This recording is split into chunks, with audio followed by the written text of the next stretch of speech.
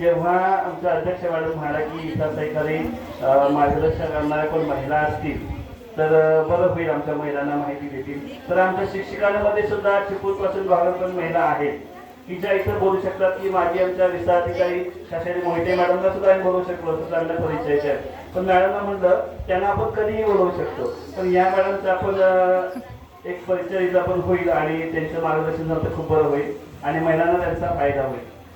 त्यानंतर मग आमची सुद्धा हल्ली माझा मित्र संदीप सनगरे म्हणून सोनवडे गाव आहे, मॅडमना माहीत असेल. त्याला फोन केला, म्हटलं अरे जरा मॅडमचा फोन नंबर मिळवला असता बरं होईल. तो म्हणला तू डायरेक्ट रुपेश दादाला फोन कर. म्हणलं त्याला फोन केला की संघटनात्मक सगळं अर्धा पाऊण तास आमच्या संघटनेचं बोलणं होईल. मी टाळलं, मला वेळ नाही. मग त्याने तो मिळवला आणि मॅडमचा कॉन्टॅक्ट झाला आणि त्यांनी सुद्धा नाही म्हटलं नाही. त्यांच्या आज लांजाला सुद्धा त्यांना आज बोलवलं होतं. पण त्या लांजाला जाता ग्वागरमध्ये यायचंय, ठीक आहे मी येते. गैरसोय एवढी झाली की त्यांच्या गाडीच्या ड्रायव्हरची अडचण निर्माण झाली. तरी बघा देवरुखातून चिपळूण हे अंतर 75 किलोमीटर आहे.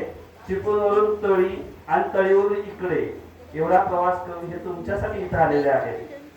त्याचं काहीतरी फलित हे गेल्या पुढच्या वर्षभरात तुमच्यामधून मला दिसलं पाहिजे.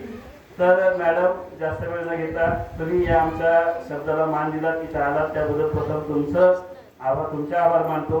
त्यानंतर आज पूर्ण दिवसभर आज आमच्या पंचायत समिती सदस्य कुठल्याही कार्यक्रमाला असतात, आज पण त्यांची कामं बाजूला ठेवून ते आलेले आहेत.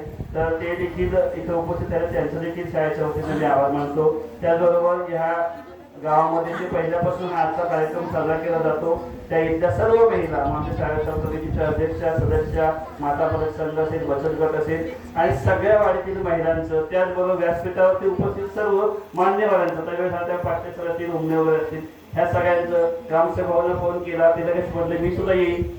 तर ह्या सर्वांचं वेळ कमी असल्यामुळं प्रत्येकाला जास्त वेळ देत नाही. ह्या सर्वांचं मनपूर्वक मी आभार मानतो. त्याचबरोबर आमची मुलं सुद्धा इथं थांबली आहेत बराच वेळ, त्या मुलांचे जे आभार मानतो. आणि आजचा हा व्याख्यानाचा कार्यक्रम इथे संपला जाहीर करतो. यानंतर महिलांचे काही कार्यक्रम असतील ते घेतीलच. हा, आणि आपल्या या जे कोणतं आहे चक्रवेदी सोशल फाउंडेशनसाठी जी काही आर्थिक मदत 1 रुपयापासून तुम्हाला जेवढी द्यायची असेल, ज्यावेळी कोणी पर्समधून पाकिटामधून जे काय आणण्याचे पैसे ते याच्यामधला त्याचा विनियोग मॅडमनी सांगितल्याप्रमाणे जे निराधार महिला असतील, जे निराधार बालक असतील त्यांच्यासाठी केला जातो.